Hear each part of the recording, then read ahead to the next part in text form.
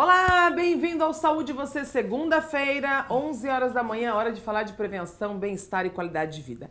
O programa de hoje tem um tema muito especial. Nós convidamos a doutora Michele Marques, que é neurocientista, coautora do livro Mulheres que Fazem a Diferença, e num capítulo muito especial que já eu vou mostrar para vocês e tem tudo a ver com a maioria das mulheres que estão acompanhando aqui o Saúde Você. Bom, hoje nós vamos falar sobre gestão de inteligência e negócios e entender que é a neurociência nessa gestão de inteligência e negócios. Tudo bem, doutora? Olá, tudo bem, Duda? Estou muito contente de estar aqui. Seja bem-vinda, é sempre um prazer. Espero que a gente consiga entender esse mundo da neurociência e que você volte mais vezes, porque eu vi que a história aqui legal, é longa. Legal. Doutora, vamos falar sobre gestão de inteligência? Entender esse tema, gestão de inteligência Emocional.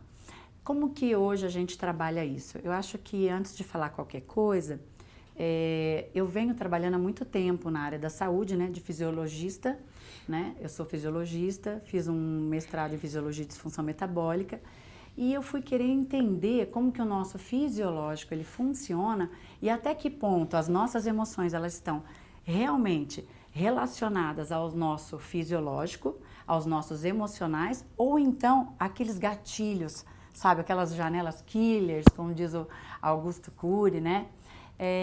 Como que a gente lida com isso?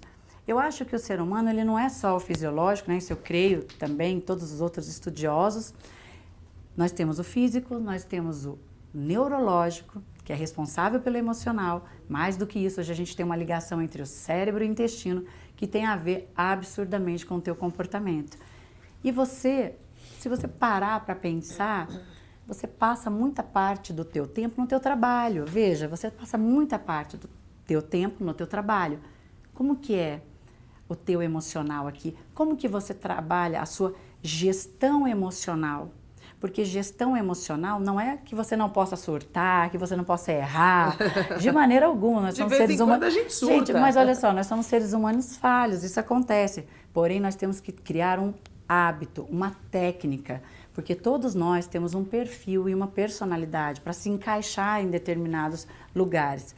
E hoje, as grandes empresas, qualquer lugar de trabalho, eles focam muito na área do soft skill, que é a habilidade que a pessoa tem, né? E a maturidade emocional, a inteligência emocional de lidar no teu trabalho no dia a dia. Porque não adianta você ter somente um diploma ou ter vários títulos, você tem que ter habilidade para trabalhar também, né? Emocional. Agora, eu fiquei sabendo pela produção que você recebeu um título no Rio Grande do Sul. Fala um pouquinho pra gente desse título. Ah, legal. Eu fiz um trabalho muito bacana, né? Eu fiz uma pós-graduação pelo Rio Grande do Sul e lá foi desenvolvido um outro trabalho muito bacana. Eu sou uma apaixonada pela ocitocina, né? Que é o hormônio do amor. E eu vim desenvolvendo um trabalho onde ela é uma percussora, né, dos seus bons sentimentos. Ela faz com que você produza uma quantidade muito maior de dopamina. Então eu fui falar um pouco sobre a dopamina, a ocitocina no universo empresarial, como Paul Zek fala, que é um neuroeconomista, Sim. né? E tem vários estudos falando que o grupo que usa ocitocina, eles se dão melhor, melhora a relação interpessoal, eles crescem. E eu fiz um projeto muito bacana, voltado para neurociência, usando a ocitocina dentro da parte empresarial, né, para melhorar a relação interpessoal. E além disso, o que mais que nós usamos? A inteligência, a gestão de tempo, e eu ganhei uma premiação, porque foi indicado como referência, né, como neurocientista, referência em gestão e habilidade estratégica com relação à neurociência e relação interpessoal, de equipes que trabalham juntas, quando ela tem muito conflito, muito trabalho ali dentro, como que você lida com aquilo? Aí eu desenvolvi uma ferramenta que se chama Neurosoft Skill. Aproveitando em falar como você lida com isso, eu acredito que a maior dificuldade das pessoas é lidar com as suas próprias emoções. Né? Muitas pessoas, por não saberem lidar com suas emoções, muitas vezes acabam criando situações que vão contra a própria pessoa que está naquela situação e não sabe lidar, não sabe sair daquela situação. Me fale um pouco sobre como o cérebro funciona para lidar com essas emoções. O cérebro, ele tem vários gatilhos, tá? Que a gente dispara. Uma coisa que é muito importante que a pessoa saiba hoje, o nosso pensamento, vocês acreditam que o teu pensamento, ele é capaz de te adoecer ou te curar? Verdade. Nós temos uma capacidade muito grande de aumentar o nosso cortisol, que faz com que você fique com índice de estresse alto, irritadiço. E quando você pensa, você tem pensamentos negativos, foi feita uma pesquisa que comprova que você consegue acessar esse cortisol, essa irritabilidade, somente através do pensamento. Você já percebeu que quando você está, tô incomodada, você está com aquele pensamento recorrente, você tem 70 mil pensamentos por dia. E se você parar para pensar, às vezes é o mesmo. Então, se o seu pensamento ele é capaz de gerar sofrimento, dor, irritabilidade, então o teu pensamento positivo ele também pode te curar, entre aspas, e levar você para uma frequência melhor. Então, nós somos o que nós pensamos, nós agimos através do que nós pensamos. Os nossos pensamentos recorrentes, eles se tornam falas, que criam hábitos e que depois viram costumes e comportamentos. Isso é legal de se entender. Eu já ouvi dizer, assim, conversando com profissionais, que tudo realmente é um hábito. Mas essa mudança, por exemplo, eu fiz coaching.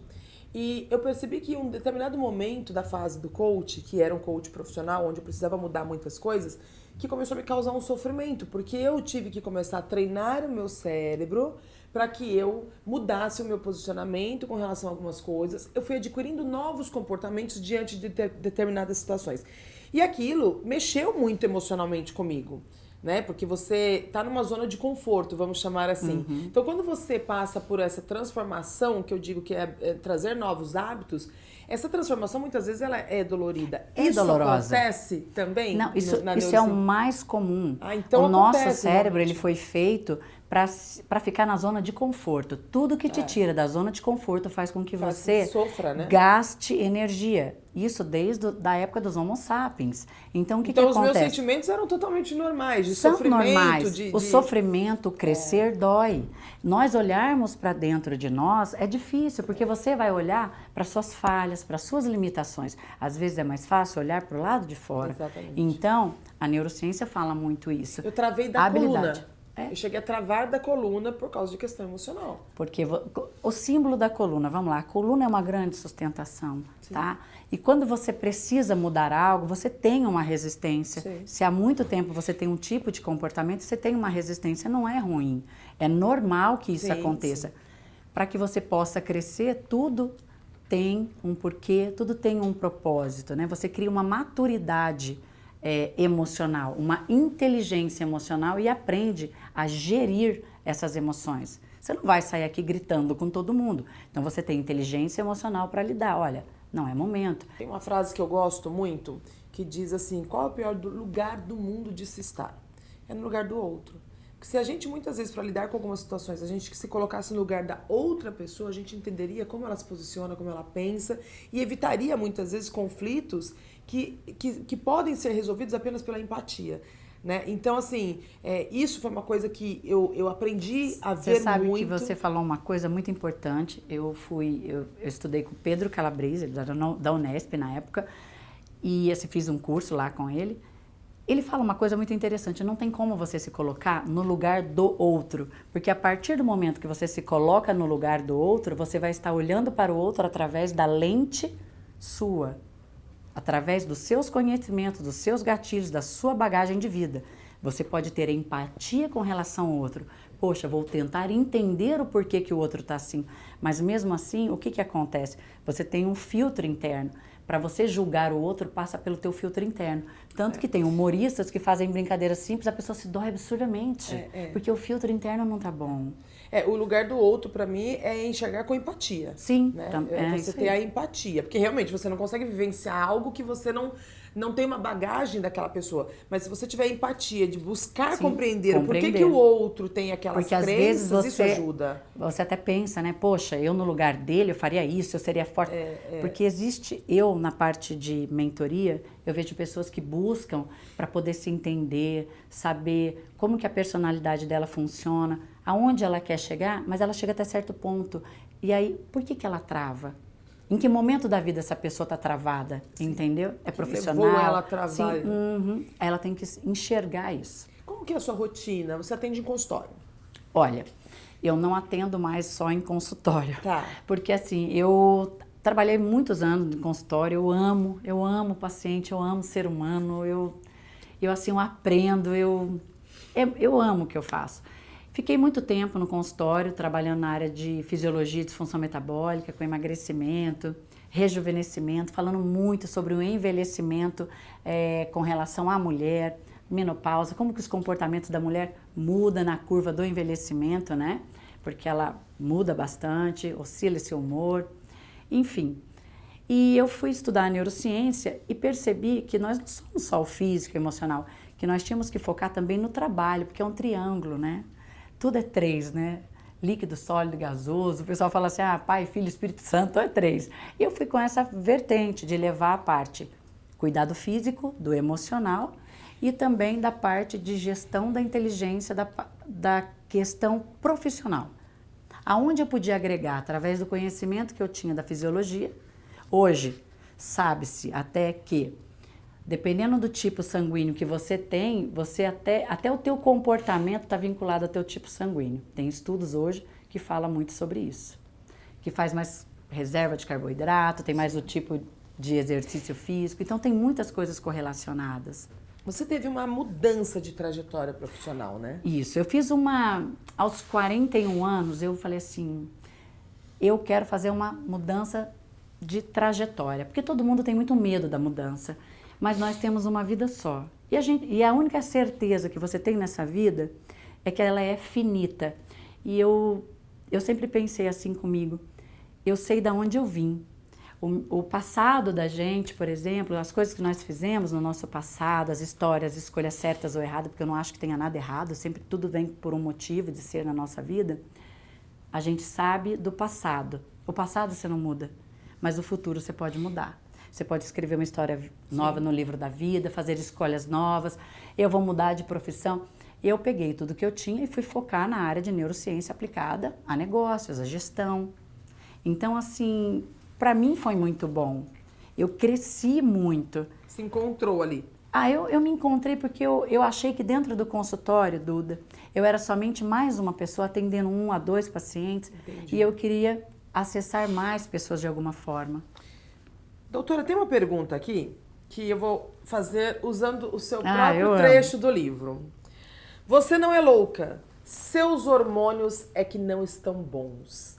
De que forma, eu quero saber aqui, que a neurociência enxerga a mudança da mulher em algumas fases da vida? Eu acho, gente, vou até falar uma coisa engraçada. Toda mulher já foi chamada de louca. Eu duvido que não. Tudo louca, né? Já não chamaram? Você é louca, você é louca. Então, eu tive o meu filho caçula aos 38 anos de idade e logo depois eu entrei num processo de menopausa precoce. Eu falei, meu Deus, eu devo estar ficando louca, porque o meu humor oscilava, sabe? Subia e descia mais do que a bolsa de valores, um horror. Um dia eu estava bem, outro dia eu não estava. Falei, gente, o que é isso? Eu tô com demônio no corpo. Hoje eu não dormi, estava possessa. Falei, não, eu vou estudar. Eu fui estudar a hormonologia, que eu tive um grande professor que foi, assim, fundamental para mim.